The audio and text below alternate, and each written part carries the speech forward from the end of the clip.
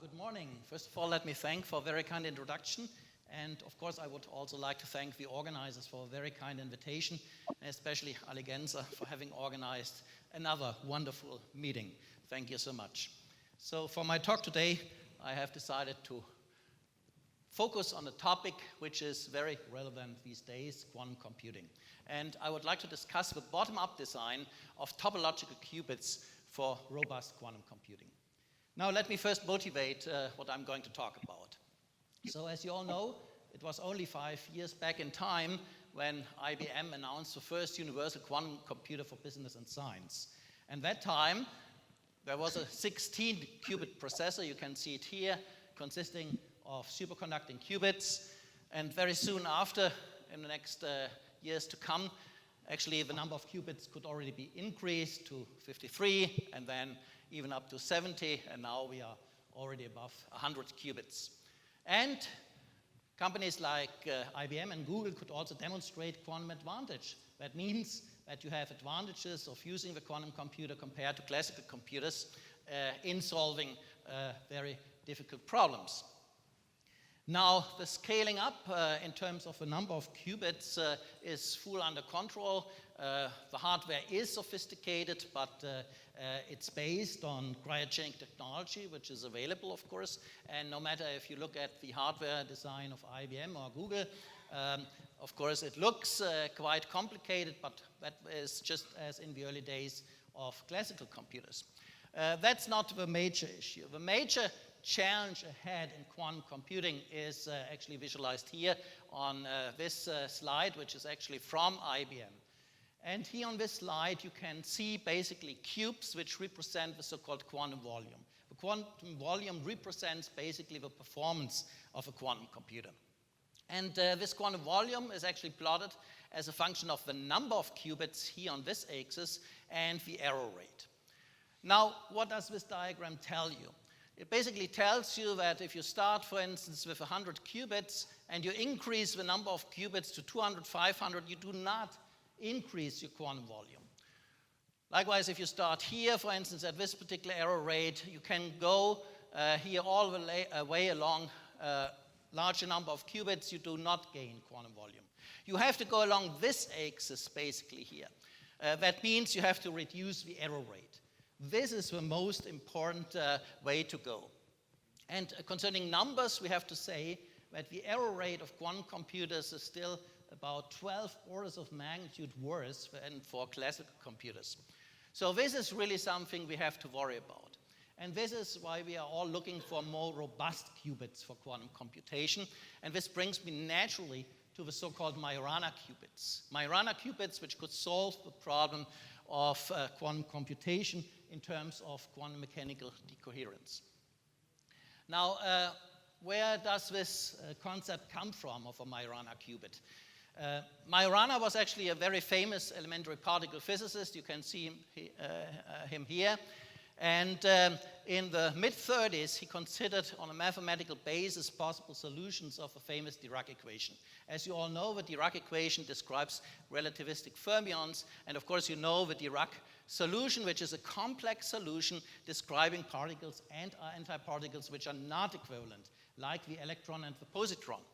However, Majorana found a real solution to this equation, and that is very exciting.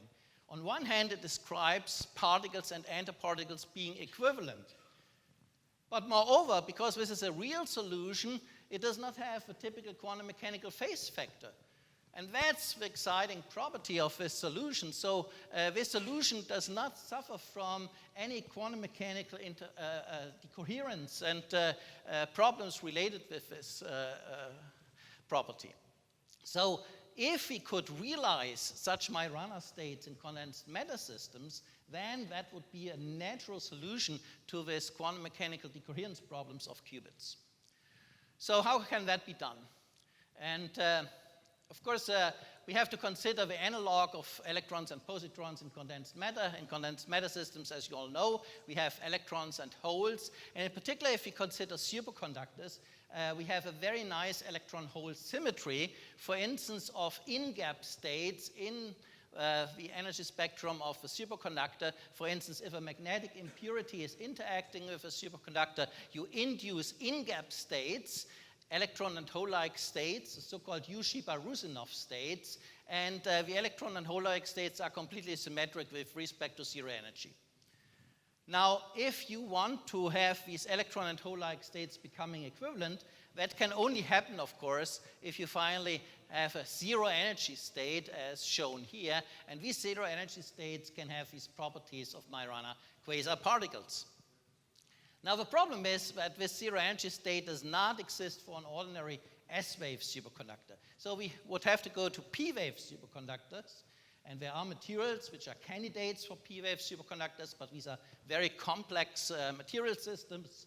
It might be difficult to make a technology out of that. So in the following, I would like basically to discuss how can we design such a kind of system which would host such zero energy modes. So basically, this brings me to the first fundamental question I would like to address in my talk. How can we design a P-wave or a topological superconductor from the bottom up? Likewise, of course, we can discuss generally methods to create unconventional superconductivity from the bottom up. And secondly, of course, I would like to address the question, how can we prove then the topological superconducting state? This is, of course, very fundamental as well.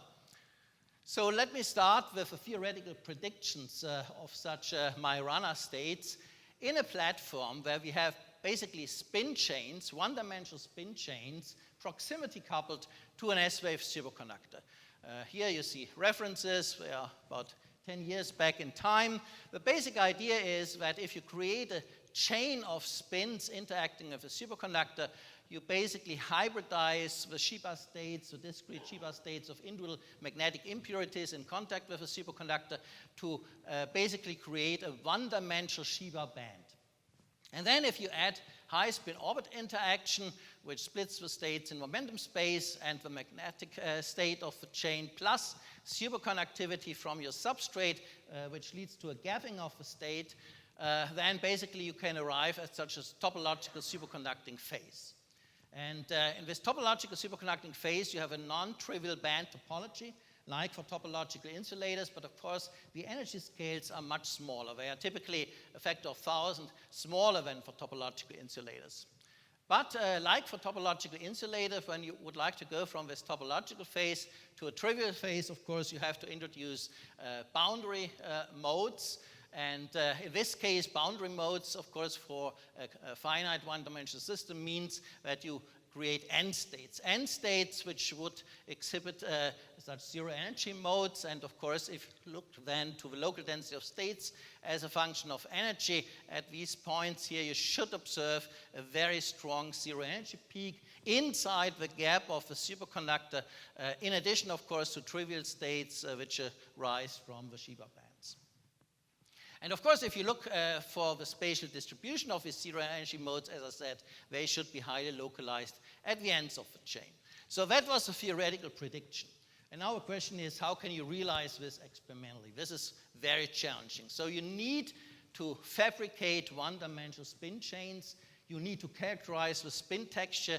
You need to have fantastic energy resolution to probe the states inside the gap of a superconductor. So typically you need energy resolution on the order of microelectron volts, and you need atomic scale spatial resolution in order to prove that these zero energy modes are really located where you expect them. So let me start first with the fabrication of these very well-defined spin chains. And I'm coming from the field of scanning tunneling microscopy, and there we have a wonderful method of single-atom manipulation. That means we deposit atoms, here in this case manganese atoms, from the gas phase on a superconducting niobium substrate. In this case, it's a niobium-110 substrate. And then we arrange the atoms here on the surface in a way that we form, in this case, a one-dimensional chain of close-packed manganese atoms. Here you see the structural model of this chain. This chain was actually built in the 001 direction. I will show you that we can build chains in any kind of direction. And for the physics, it's actually important in which direction we are going to build the chain. Of course, we can also build chains with different spacings of the atoms. We can, of course, replace manganese with iron or cobalt, which we also did. We can, of course, also go for other kind of superconducting substrates, but niobium for the following is the best choice because, you know, niobium is the elemental superconductor with the highest transition temperature. Therefore, it's the largest superconducting gap where you can nicely resolve all the in-gap states, as you will see. Now, I would like to point out that this is not a simple experiment. The niobium substrates have to be absolutely clean. There should be no defect sites around, and you know, niobium can easily oxidize, but we prepare these substrates in a way that there are no defect sites around, and we make sure by constructing these chains that all the atoms we add here to the chain are really manganese atoms. We can do that by local tunneling spectroscopy. So we make sure that these are disorder-free chains. So the low energy modes you are going to see cannot arise from disorder effects. That's extremely important. Now, the first task is to characterize the spin texture of these chains. And this is, of course, already a task for the field of nanomagnetism, which we have solved over the past decades. We have developed a wonderful tool, the so-called spin-polarized scanning tunneling microscope, which allows to correlate not only the atomic structure and the local electronic structure, but also the spin structure at ultimate spatial time and energy resolution. The trick was, and I first reported that more than 30 years back in time, that if you bring a magnetic atom or cluster or coating to a scanning tunneling microscope probe tip, then you can basically detect spin-polarized tunneling between such a magnetic probe tip and your magnetic surface. The spin-polarized part of the tunneling current scales with the cosine of the angle between the magnetic moment on your surface and on the tip. That means you are basically looking to the local projection of the surface magnetization onto the spin quantization axis of your probe tip. So by rotating this spin direction in a controllable way, you can basically map out all the spin components of your surface structure. And the spin polarization of the states of sample and tip basically determine the magnetic contrast. So that means that for a given sample, you might want to make the tip polarization as high as possible, 100%. And in fact, we succeeded in fabricating tips with 100% spin polarization. That was reported last year in this publication.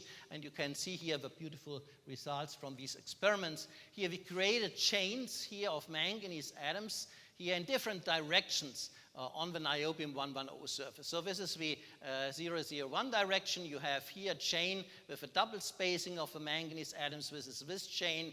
You see here in the topography that the atoms are not close packed, but there's a double spacing. And then what we do is we take the spin polarized tip and basically map out the spin polarization of the chains here while a magnetic field is applied either in the minus z or plus z direction.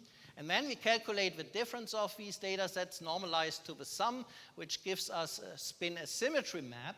And you see here in a color-coded fashion that the spin asymmetry changes sign here from negative to positive in a periodic way.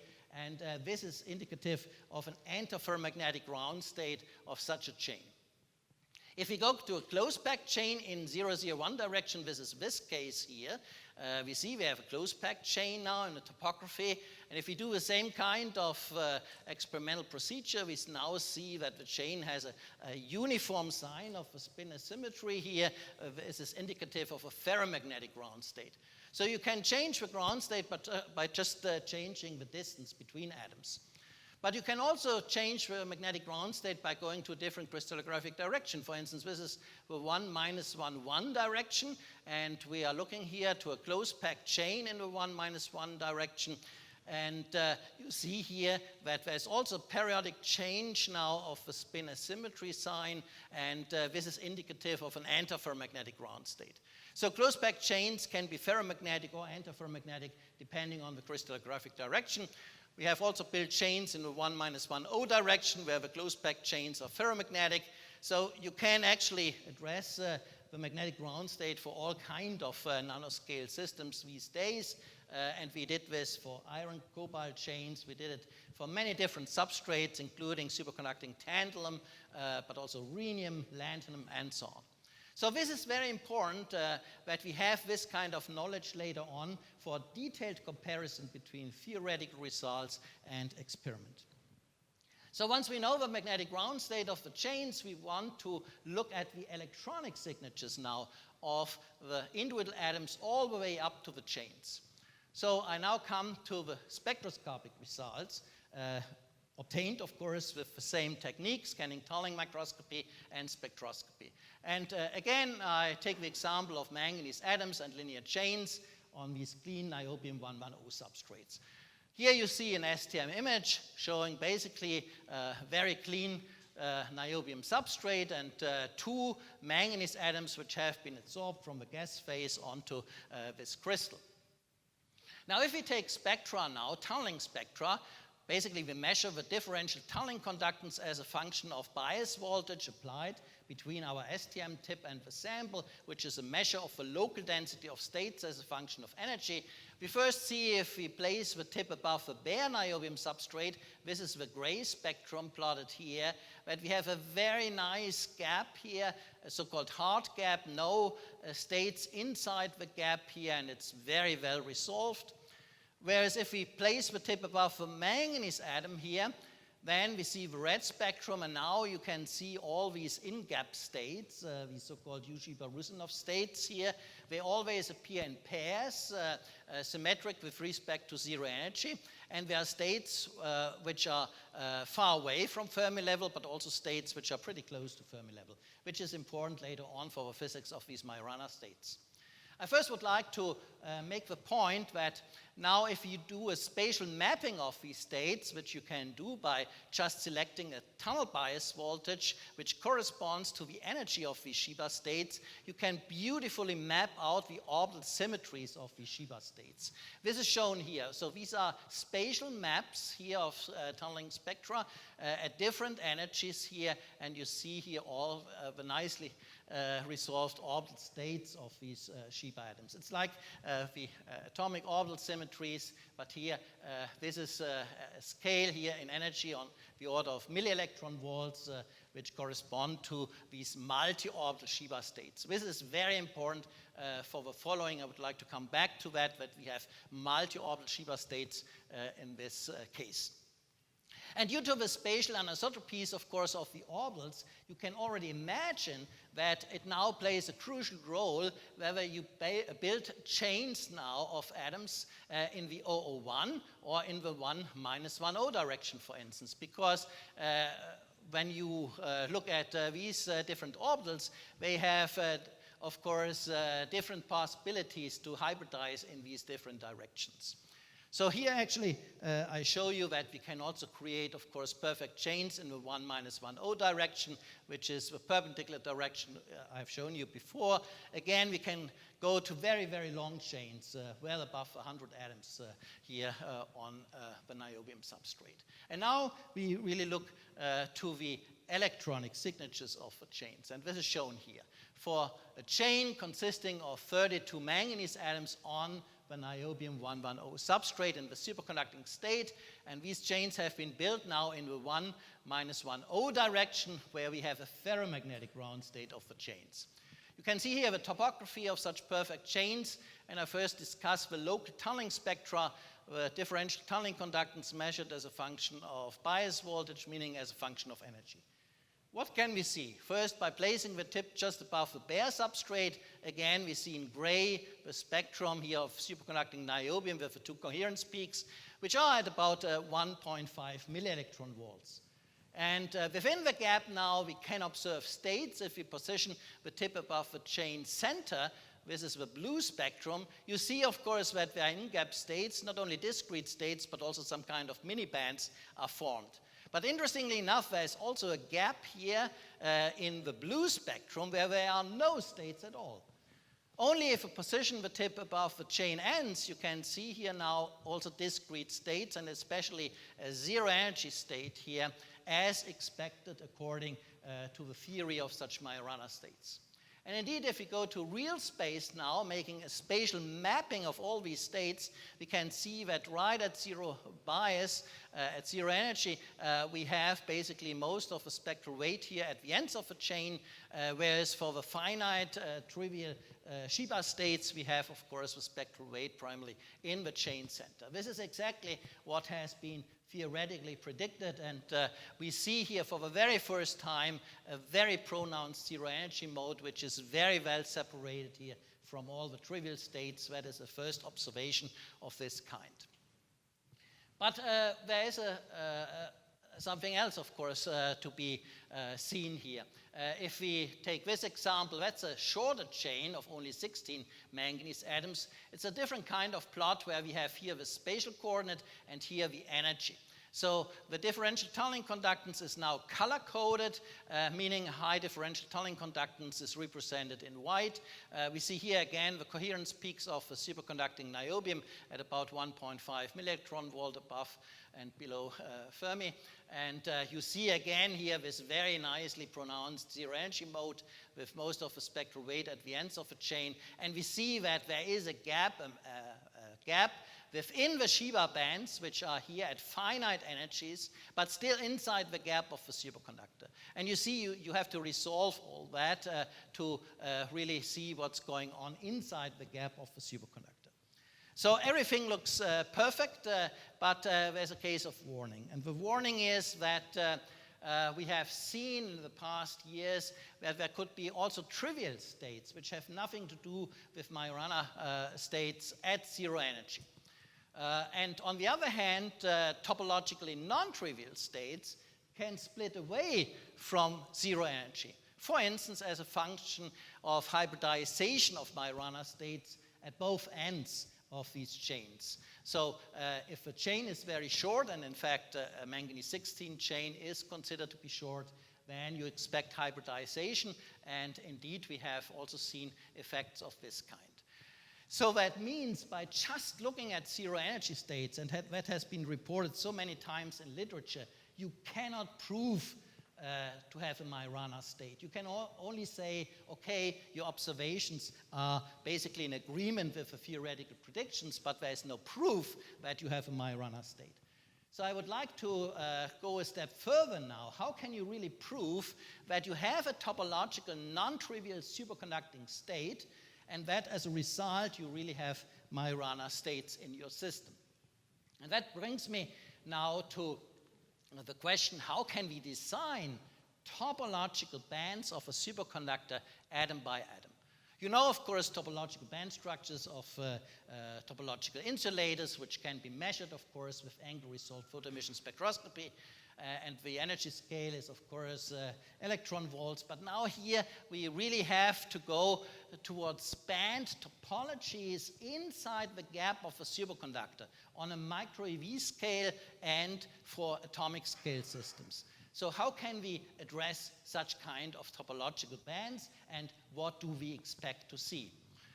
Now, to address this question, what do we expect to see, I'm going back to the famous Kitaev chain model as a minimal model to describe topological superconductivity. It's about 20 years old, and it basically includes three important parameters, namely the on-site energy E0, a nearest neighbor hopping term here, and a superconducting pairing energy scale delta. And of course, there's a lattice constant for this chain, and then the associated wave vector. Here's this famous Kitaev model Hamiltonian with these three important parameters. And the basic conclusion was that as a function of the strength of this nearest neighboring hopping term, measured here in quantities of E0, you can observe a transition from topological trivial to non-trivial states. And this is shown here, where we basically have plotted here the energy as solutions to this Kitaev Hamiltonian as a function of a wave vector. And you see at t equals 0, we start, of course, with a trivial band topology. And if we now start to increase this t with respect to E0, we see a very nice transition here from a trivial to a non-trivial band topology. And once we are in this non-trivial band topology, we open up a topologically non-trivial gap. And as a result of this non-trivial gap, we should observe Majorana physics. Because there's a clear correspondence, the so-called bulk boundary correspondence of what we expect to see basically in the bulk and at the boundaries. So here you see again the three pictures of the trivial and the non-trivial state in K-space, and here exactly at the transition we see, of course, that we go from the trivial to the non-trivial topology. We have, of course, a clear correspondence to the real space picture, where we have here energy plotted as a function of spatial coordinate along the chain. And you see, once we cross the topological transition, we start to see, of course, we zero energy modes here at the chain ends, at least in a simple one-dimensional toy model, which was, of course, considered already a long time ago. Now, the question is now, how can we measure this band topology of a superconductor? That has never been done before. How can we do this? So let me explain this in detail in the following. Basically, what we do is, of course, we do measurements in real space. And what we have is a finite chain here, which is proximatized to a superconductor, so it also becomes superconducting. And of course, what we have are Bogoliubov quasiparticles, and we can do basically an interference experiment of Bogoliubov quasiparticles traveling back and forth in these nanowires. That basically means that we look to the interference of states characterized by minus k and plus k, and we create then a standing wave pattern basically in real space, and of course the wavelength is connected to the size of this k vector and to the energy. So if you go higher in k and higher in energy, it means that the wavelength is expected to become shorter here, and if you go even higher in k and in energy, we should expect to observe even smaller wavelengths. Now what we do is we basically measure these interference patterns of Bogoliubov quasiparticles in the one-dimensional nanowire system. And before we do this, let me first show you now how we can really watch directly by adding atom by atom now how the one-dimensional Shiba bands evolve from the Shiba states of the individual atom. So here again, there's a spectrum record for a single manganese atom on the superconducting niobium. You have seen this spectrum before. I just rotated the spectrum now so that we have the energy axis here on the Y scale here. And you see again all these discrete Shiba states inside the gap. And now we do this in a color-coded fashion here for a single atom system. Here's the energy scale. Again, we expect the superconducting coherence peaks of the niobium at about 1.5 millielectron volt. And now we add atom by atom. We create chains here up to 35 atoms. And now you can see how the discrete states evolve. Basically, they shift in energy. They cross here the Fermi level here, and they form basically bands. These are the so-called Shiba bands inside the superconducting gap of the niobium. So here are again the coherence peaks of the niobium, and inside the superconducting gap you see the formation of these Shiba bands very beautifully.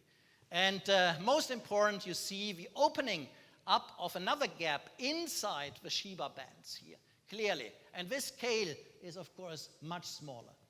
Now the question is this a topological trivial or non-trivial gap? That's the major question now. And we can only prove that, as I said, by doing k-dependent measurements. And we can do this trick, as I said. We measure basically Bogoliubov quasiparticle interferences in these superconducting manganese chains proximatized to niobium. So we measure basically differential tunneling conductance now all along the chains here for a manganese 17 chain. We plot the energy here on this axis and the spatial coordinate along this axis. And again, the differential tunneling conductance is color-coded. High conductance means we have bright color. And you see we do the measurement here by basically doing a line scan with our tip and taking spectra simultaneously, and then getting this beautiful data set here where you can now see again the coherence peaks of the superconducting niobium, and inside the superconducting gap you see all these very nice quasiparticle interference patterns here. And indeed, of course, if we go to lower energies, we get larger wavelengths here. And we can nicely see this, of course, not only for this particular chain, but we can add now atom by atom to create longer and longer chains. So this is shown here. So for each chain length, we take these kind of data sets, and you see how these quantum mechanical interference patterns evolve now as a function of chain length. Notice that these are very demanding experiments done typically at 300 millikelvin, and with an instrument which has to be stable over at least 1 to 2 days, because these are very large data sets, and we have to make sure that the atom at the front end of our probe tip does not change over this time scale. Because to compare all these data sets, we should not have a change of the tunneling junction, and this means that the single atom at the front end of a probe tip has to be stable. So these are very demanding experiments done by Lukas Schneider, a PhD student at that time in my group. Now, what we do, and of course I outlined this, we take these real space data and Fourier transform this to get this K-space information. This is done here for a manganese 34 chain, a chain of 34 manganese atoms, and you see here now a beautiful band structure. This is enlarged more here on the next slide. What we see is clearly a gap, which you have seen, of course, before, also in the other kind of experiment. We see clearly a gap, and if you look at the band topology, it's exactly following the expectations for topological non-trivial gap, whereas a trivial gap here would look completely different. We can use, of course, a simple kind of one-band toy model to get a nice fit of the experimental data. So the data points experimentally obtained are shown in black, and the red curve is a fit where we basically have a spin-orbit coupling parameter as a fitting constant. And of course, we need a finite spin-orbit coupling to open up this topological gap. This is very well known. And of course, we can quantitatively then derive a topological gap size, which is 180 microeV, so 2 times the topological gap is 360 microeV, which can very nicely be resolved in our measurements. Now, of course, the question comes up, if we have proven now this topological non-trivial band topology, what about now the Majorana states? So they should be there because they are a consequence of this non-trivial band topology. And as I said, a simple one-dimensional band model, which so far has only been considered, and also only a single orbital picture was applied theoretically, then you should expect, of course, to have, again, these kind of end states. But sometimes it's really important to do experiments, not just to trust theorists. And this is what we did here as well. And the result for this chain now, built in 001 direction on the same niobium-110 substrate, is different from the chain built in 1-10 direction. When we look at the spatial distribution of the zero energy modes in this case, we see that we do not have the typical end features, but we have side features here at the sides of the chain. And they look completely different to all these finite energy states here, the trivial states. And of course, the first question is this just something which has to do with the finite size, the limited length of this chain? The answer is no, because we can go to much longer chains, 51, we can also go to 100 manganese atoms, and still we have the same kind of side features. Here we just have more side features if you go to longer chains, and if we go, for instance, from manganese to iron, we also have these kind of side features, interestingly. So it seems to be a quite characteristic feature. And we were very puzzled, actually, for a long time how to interpret this, until we had a very nice theory collaboration with Stefan Rachel and his group in Melbourne and Dirk Moore in Chicago. And they basically showed, theoretically, that you can have such side features in the topologically non-trivial regime under certain conditions. So they could reproduce for this 34 manganese chain exactly our pattern observed here, or for the manganese 51 chain, you see the very close correspondence. Now, what has been done here theoretically to arrive at this conclusion? We basically started from ab initio calculations, and that was done by Harald Jeschke in Okinawa, So they really did full ab initio calculations for manganese chains, one-dimensional chains of manganese in different crystallographic directions on niobium-110. And of course, you do not get a single band. You get hundreds of bands, of course. This is clear. And even if you limit yourself only to the low energy bands, which are relevant for physics discussed here, you still have 40 bands or so to consider.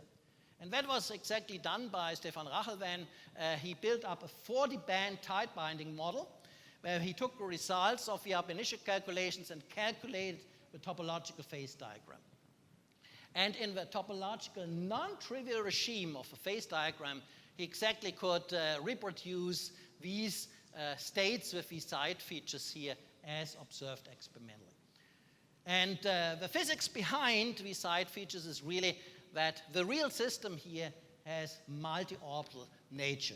And that is the major difference to all the simple toy models considered in the past. For multi-orbital states, actually, you can have Majorana signatures which are different from the ones predicted previously. Now, I would like to point out that this is, of course, something which we can do now for many different kind of adatom systems and for many different chain systems. And so we start always with the single atoms. We look basically at the orbital symmetries of the states.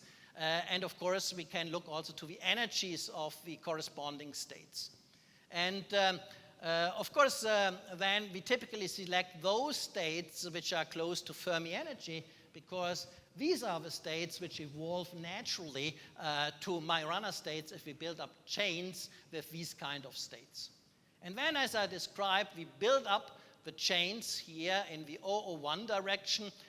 We characterize the magnetic ground state. In this case, it's ferromagnetic, and we derive the band topology. That could never been done before. It's really the first time that we can map out band topologies inside the gap of a superconductor. And we also found out that if we build now chains in a different direction, so here in the 1 - 1 direction, we can find a ferromagnetic ground state, and you see the band topology is completely different, completely different. And even more exciting, if we build the chain now in 1 - 1 direction, this is something I did not discuss yet, we have an antiferromagnetic ground state, which we have proven with a spin-polarized STM. And if we then look to the band topology, it again looks completely different. And more recently, we have shown that it is really advantageous to go towards antiferromagnetic spin chains. In principle, you can get more robust Majorana states. We have a theory paper on that soon coming up. And we can actually tune all that now really on a microscopic, meaning on an atomic length scale. So to sum up, we have successfully fabricated in a defect-free way magnetic single atom chains on clean elemental superconducting substrates. We did this first for rhenium. I have shown you results on niobium.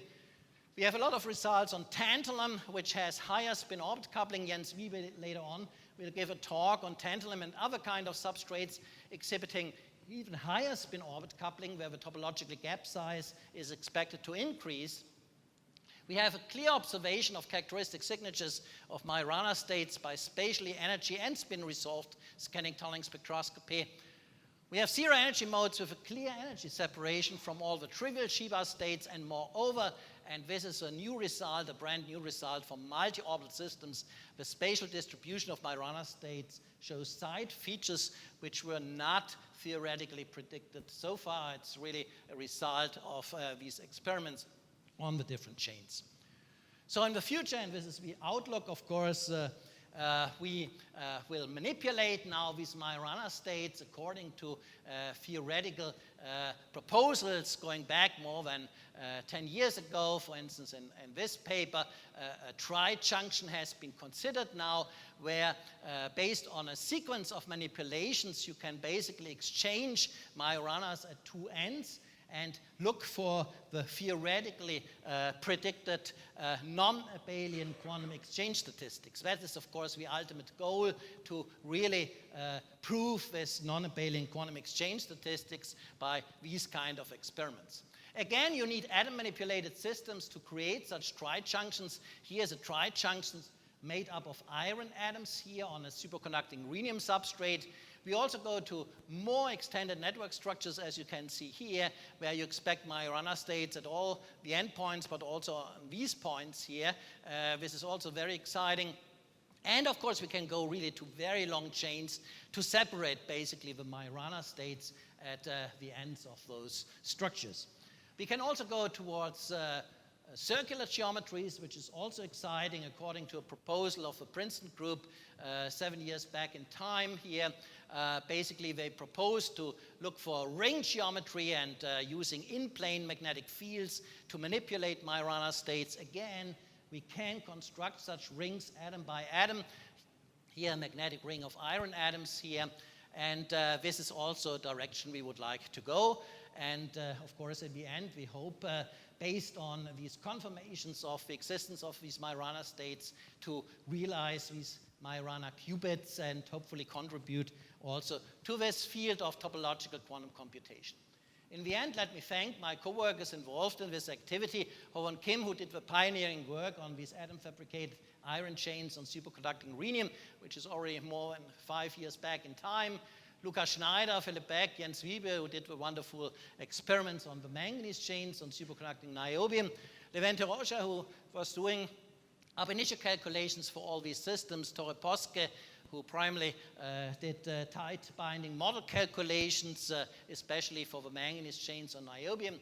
And especially I would like to thank Harald Jeschke, Dirk Mohr, and Stefan Rachel, and their groups for their wonderful insight into the physics of the side features and the relationship with the multi-orbital nature of the Shiba states.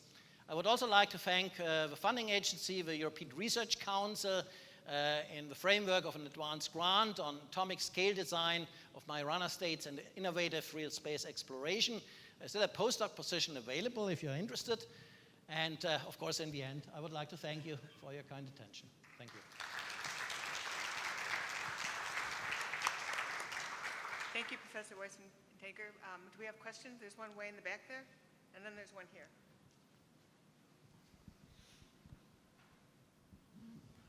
Ronald, I understand that all this is happening at about 300 millikelvin. Yes. How critical are these results to the temperature interval? What is the temperature interval in which all this phenomena exists? Okay, the temperature scale is chosen according to two important parameters, of course, the materials parameters, yeah, so typically you have to be well below the superconducting transition temperature of your substrate you are choosing. So for instance, when we did the experiments on superconducting rhenium, rhenium has a TC on the order of 1.3, 1.4 Kelvin, much lower than for niobium. Then we had to go even lower in temperatures or playing more tricks. But still, there's not the same kind of possibility to resolve states inside the gap. So you have to be much lower with your temperature compared to the transition temperature of a superconductor. Then, of course, the temperature can have an influence on the magnetic ground states, of course. Yeah, you have low-dimensional magnetic systems, and you might also have transitions as a function of temperature. But most important, of course, the temperature also has a drastic influence on the measurement conditions. So you might want to have the best signal-to-noise ratio possible. So at low temperatures, of course, we have most stable signals, and all the data I have presented today is raw data. No filtering at all to the spectroscopy results or to the Fourier transforms. Everything is raw data, and you can compare with results published in literature, say on other systems by other groups. I mean, this kind of quality of data you can only get at these extremely low temperatures. And what I also have to say, we are typically making use of superconducting probe tips where you are not limited by, say, the thermal broadening. This is also a very important point. Yeah? So in the spectroscopy results, we do not have thermal broadening here. These are the intrinsic widths which we can measure. So in terms of thermal broadening, this is not the most important point, but the most important point is really to get the signal quality as highest as possible. We have another question in back. Thank you. Another one? Do you have a question? And then Ali has a question. Okay. So there is some activity on U-Shiba-Rusinov system by Felix von Oppen, by Yuval Orek, and Jason Alessia, whom you mentioned it. They also developed, proposed different models just during some last 2-3 years, even during this year. So are there some correlations between your experiments and the theoretical predictions? First of all the theoretical work, no matter if it is by von Oppen's group or by other groups like Sankara Sharma and others, they basically considered a one-band model. They basically, of course, derived these kind of predictions of these zero-energy end states.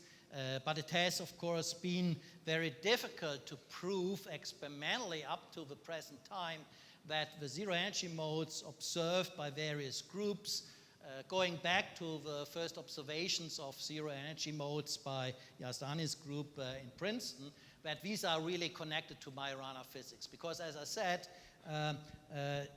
whenever you observe zero-energy modes, it is consistent with your theory, but it does not prove that it is a zero-energy mode. Jens Wiebe on Tuesday will show you results on similar kind of chain systems on tantalum, where you also have zero-energy states, and they are trivial. You can prove this, because a very important feature of Majorana states is that they always come in pairs.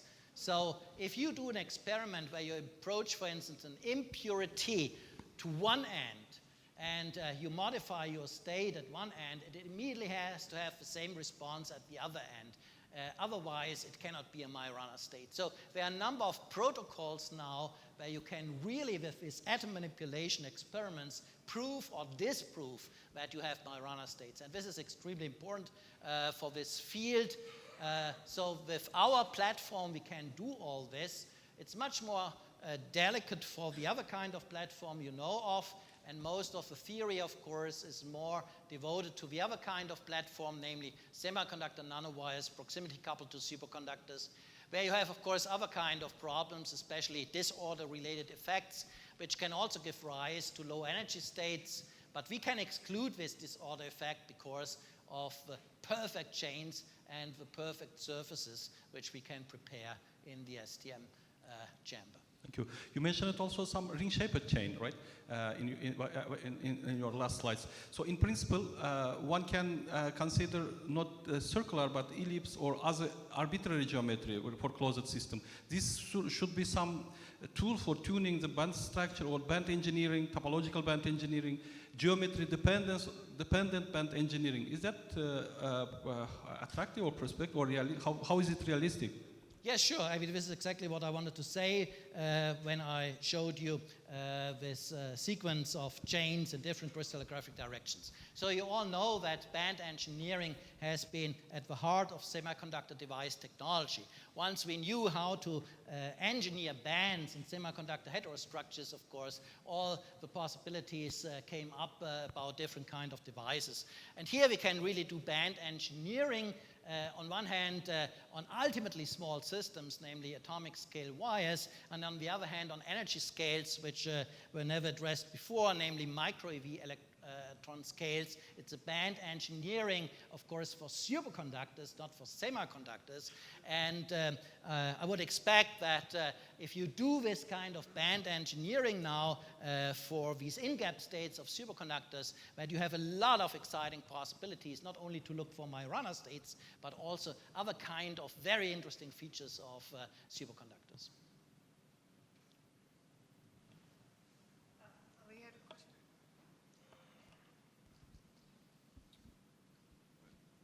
Thank you very much for the very excellent talk. I may have missed because I was also busy with communication.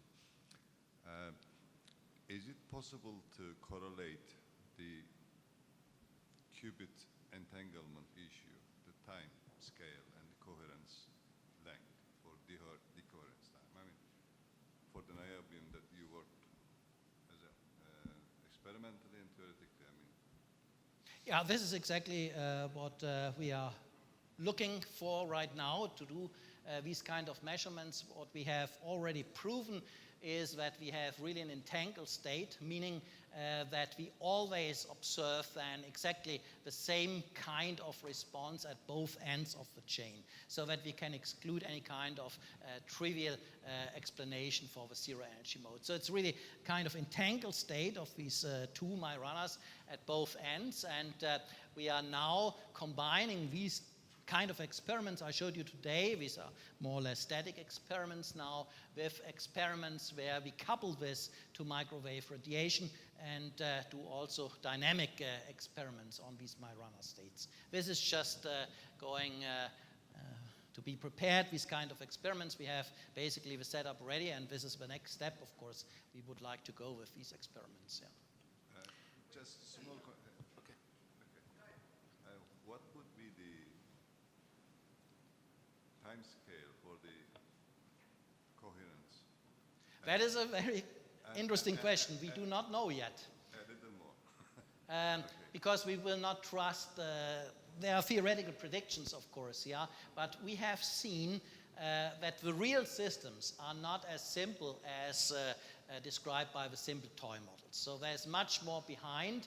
We really have to go towards realistic approaches also from the theory side, and this is exactly, of course, why we went into this direction, combining ab initio calculations with tight binding model calculations and so on.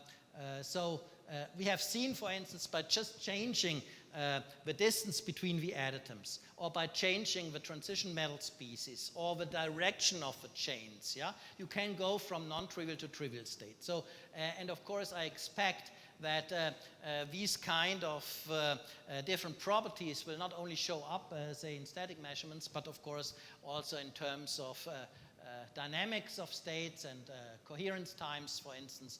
So this is something which we really have to explore in the future experimentally. Yeah, I have a more practical question. You know, how likely you think topological qubits or Majorana qubits in particular would be able to compete with classical, like prevailing superconducting or photonic qubits that most people are working on right now? Yeah, the technology of superconducting qubits has already very much advanced, and of course it's improved all the time. There's a lot of manpower by the companies, of course, put into that to improve the quality of these superconducting qubits, but still the basic problem remains, yeah, to make these quantum bits more robust against quantum mechanical decoherence. And this is why so many groups have started efforts, not only theory groups, but experimental groups, to have activities in this direction. So if this really works out, then it would be a wonderful solution to this quantum mechanical decoherence problem. And this is why still this is the best way to go in principle. Yeah? The other way to go is, of course, to have a very, very large number of qubits, where most of the qubits are then in the end used for error correction, yeah? As you know, but this is not a very smart solution, I would say. Yeah? Rather than using so many qubits just for error correction, it would be a much smarter solution to go really for robust, topologically protected qubits. Yeah. So I know Microsoft is backing up, this kind of research on Majorana qubits. Pardon? Microsoft is backing up, this kind of yes, research. Sure. On I mean, they Majorana have qubits. activities in this field already for a long time. They have put a lot of money into this. But have they been able to, up till now, demonstrate any qubit based on Majorana particles, Majorana states? This I didn't understand. Have they been able to, up till now, demonstrate any, based on what Microsoft there was recently a problem, as you know. I mean, they completely put their efforts on the semiconductor nanowire systems, proximity coupled to superconductors, and there was recently a claim in a Nature paper which finally had to be withdrawn. There were also a lot of problems concerning reproducibility because of the disorder effects.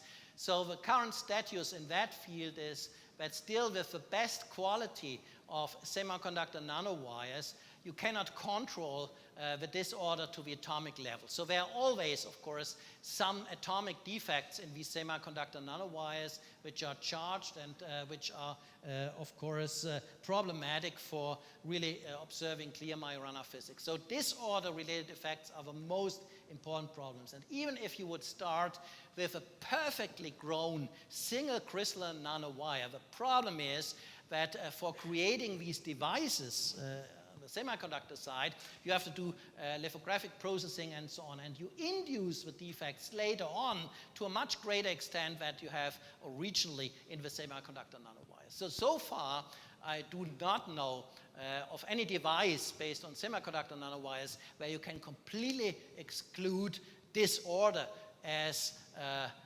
possible explanation of the observed low energy states. Okay, so let's thank our speaker again.